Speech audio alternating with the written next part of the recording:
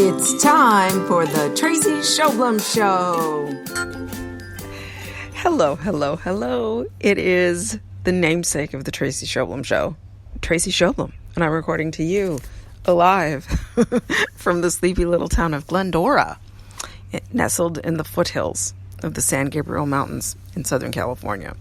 I am leaning up against the post on the porch of my little stone cottage, sitting in the sunshine like a cat, enjoying the warmth. And I wanted to talk to you today about some tips on how to stay sane and how to be an effective leader in your home when we're all quarantined for the next at least 30 days, perhaps much, much more.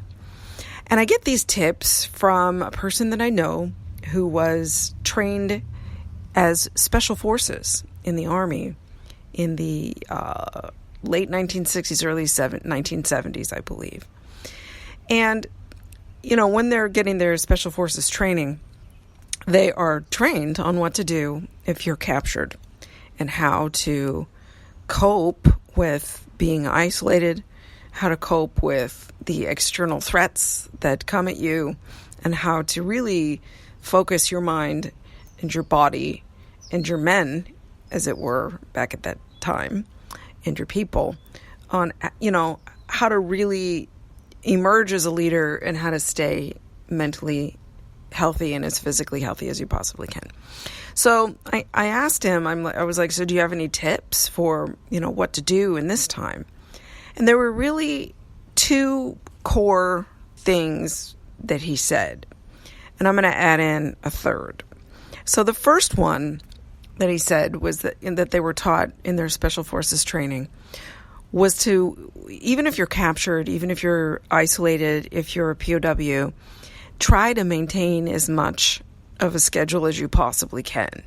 So do your best to get up at the same time of day, every day, 7 days a week, and develop a routine. So, you know, exercise, shower, shave if you're a guy, put on makeup if you're a girl. Do obviously if you're a POW, you probably don't have makeup, but I'm talking about for you people. You know, but try to keep as much of a consistent, predictable schedule as possible. Now, if you have direct reports, if you've got kids, if you've got a spouse, and you're trying to juggle it with work, the second core tip that he gave was to make sure that they have something to do. Make sure that your people have a goal that they're working to accomplish.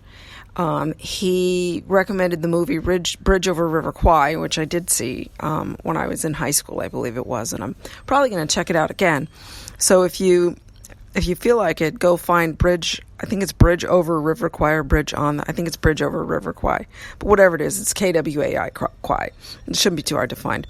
And the point of the movie and the point of his advice is that if you give your people a worthwhile goal that they want to achieve, it focuses them on something, on building something for the future. That it gives them hope that there will be, you know, a time that this current circumstance is over and that they will emerge on the other side. So what does that mean for you and your family? Maybe it means finding a way to, you know, build something, build a tree house, build something in your backyard, build a go-kart, develop a game, create a video, make a family movie. Find some way to keep your kids active and focused on some sort of project. It might even be turning the garage into a playroom, turning the garage, painting something. You know, just come up with a project that will take, you know, a few weeks to accomplish, and then set up a strategy for accomplishing it. And then everybody in the family, you know, works on it a little bit every day or every week or, you know, whatever. Maybe get a tiny house and build it in your backyard, something like that. So the two tips from him were, number one, stick to a schedule as much as you possibly can. And number two, give your people something to work for, a goal to accomplish. I'm going to add in a third one, and it may relate to the accomplishment of a goal, which is stay focused on your health.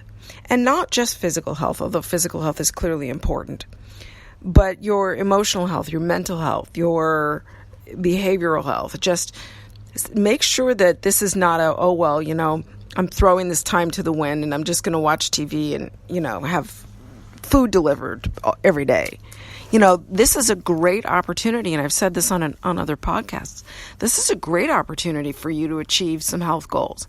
And, in light of what we're talking about here today, it's a great opportunity for you to achieve a goal as a family. Because if you're overweight or struggling with some sort of health issue, the chances are pretty good that the other people you live with are too. You guys probably all eat the same food and have the same level of movement. And even if there's one person in the family who's, different, it's still a great opportunity for everybody to come together as a family and get healthier. Go for walks, create, some sort of activity that you can do. I remember when I was homeschooling, summer camping my kids one year, it was the year of the Summer Olympics. And so we created the Wii, W-I-I, the Wii Olympics. And we got out the Wii. This was when the Wii first came out. And we had a whole leaderboard and we had teams. And I think one of my kids, probably David, his team name was like, I don't want to have a team. So it was team, I don't want to have a team. And we made it fun and we competed and we had prizes and we got healthy and we were running around and doing stuff. So get fun and get creative and maybe come up with some sort of health-oriented goal that you guys can all achieve. Like, okay, when all this is done, we're gonna walk a 5K or something. You get the point.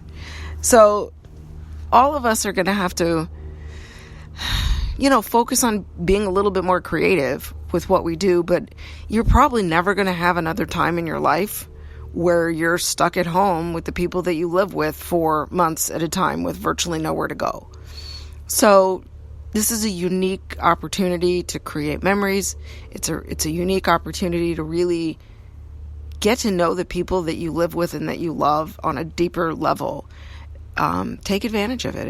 It's a rare, unique gift that when you're old and gray, if you're lucky, you'll look back and go, wow, that COVID thing really actually worked out for us as a family. So stay inside, stay safe. Subscribe to the Traci Shoblom Show for more deep and profound wisdom. And thank you to my Special Forces friend for your tips on how to stay safe, sane, and healthy during the COVID-19 crisis. See you later, guys. I'm going to give myself a round of applause here. Yay!